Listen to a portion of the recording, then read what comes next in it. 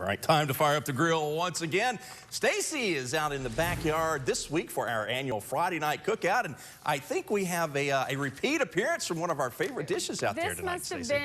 This must have been so good the first time that we have an encore presentation of this one tonight. I'm going to bring in Brad Mathis. He's here with our big green egg for us this evening. I'm telling you, this is the best night to fill in for Wayne. This is my second time that I've gotten to do this, and I want you to tell me, because it smells so good, what we're cooking up tonight. Sure. We're making braided tenderloin. Okay. Not breaded tenderloin. Braided tenderloin. So show us what that means. All right. Basically, they're on there doing their thing, and it's a little bit tough to see right now, but what I have done is taken a regular tenderloin. Okay.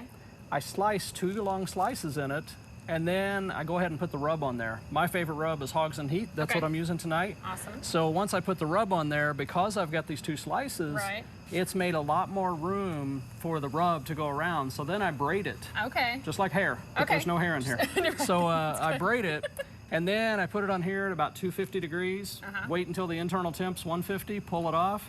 When you slice it, which we'll do a little bit later because it's getting close to being done. Not quite ready yet. It will actually fall apart into bite-sized pieces. Ah, so, and the rub is it's really, really good. On every piece then. Yeah. And you said the key was to not cook this too long. You never want to overcook pork. Unless it's pulled pork, it's a whole different story. But with tenderloin, it's not a fatty meat. So if you cook it too long, you're going to dry it out. Okay. But I usually pull it when the internal temp is about 150. And we were getting close, right? We're getting close. We are currently at about 140. So we're getting there.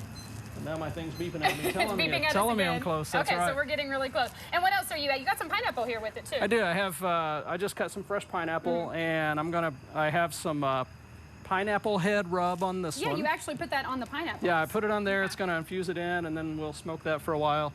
And then this one actually has a hot pepper and lime rub. And then what's on the smoker right now has the same rub that's on the meat. Okay. Now you told me you have 2 of these big green eggs at home. Do you really? I do. I have this size, which is a large, and I have an older one, which is a mini. And I mainly just use a large, but it is handy to have 2 sometimes. So you're an expert, right? No. Yeah. No. Some people call us an expert. Expert. There you go. So. Well, I think it looks pretty good, and it smells amazing. And I know Randall told me that he tried to do this, I think, after you did it the first time, and it didn't come out quite that well. But this one, I think, is going to be great. But hopefully you got a few more tips from him tonight, Randall. And we're going to try this out at 6:30. By then, it's going to be ready to cut, and it's just going to fall apart for us. So at 6:30, we're going to see how this all turns out. Back to you guys. Stacy. Try some of that too. And you tried making it braided. Not quite as good as what Brad turns out. Takes a little bit of practice, I think. I'm getting ready to head out to our backyard set for our Friday night cookout. Check that out. We are making braided tenderloins out there. We checked them out at 6 o'clock. If you missed that, we'll kind of give you an update on how we all put this all together, and we'll see how it all turns out coming up in just a few minutes. But coming up after the break, we've got Randall Parmley on the way with your Home Team Friday preview show. So keep it right here. Eyewitness News at 6:30. Time to fire up the grill once again out in the backyard. That's where Stacy May is for our Friday night cookout. And I know we have some braided pork That's right, braided pork tenderloins. And we've been cheating a little bit and already taking a few bites, and I'm telling you, oh, they just melt in your mouth. They are amazing. Brad Mathis has been out here for the past couple of hours grilling this up on our big green egg. If they missed it at 6 o'clock when we were kind of telling them how we were prepping all this and getting it going, quick recap of how you did this tonight. Sure. Pork tenderloin, not the big loin, pork tenderloin. You slice it, 2 slices down the middle.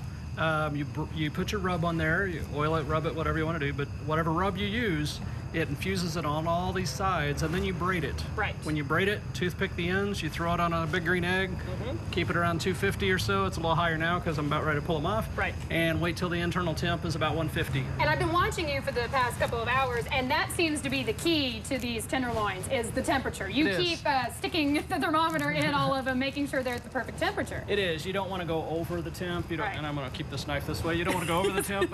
I'll just stay back here. That's right. But if you pull them about 150, you won't dry the meat out. It's perfect. So I'm getting ready to slice them if you want to do that. Yes, because you said when we slice them, because they're braided, then they just almost fall apart. So this is kind of what it looks like once you braid it. And once you're ready to slice it, it really does fall apart in like bite-sized pieces. So you can see how the pieces are there. Yeah, that's perfect. And you can also see how that rub is infused in with the meat. You see that? Yes. and it makes for a very tender, very tasty piece Tender, of I don't meat. even know. I wish there was a better word because it really did just like melt in my mouth. They were amazing. These were delicious. These aren't hot, so I'm going to take another bite, even though I still have to talk here for a few minutes. But they're really good. Super easy to make. It's one of those that, you know, especially the big green egg helps because you can keep your temp low. Exactly. Big green egg, you can cook as low as 150 up to like 700 plus. I mean, you can do steaks really quick, but for anything low and slow, it's fantastic because it holds that heat overnight. I mean, you can do a long pork butts, 16, 20 hours. It's a great machine. These were delicious. So I know everybody's going to come out and check it out. So thank you, Brad, for being with us tonight. And we love the braided tenderloins. Randall, you got to get out of here. I know you have a busy night, but you got to get some before you go. I'm going to tear some up here in a few minutes, Stacy. All right, time.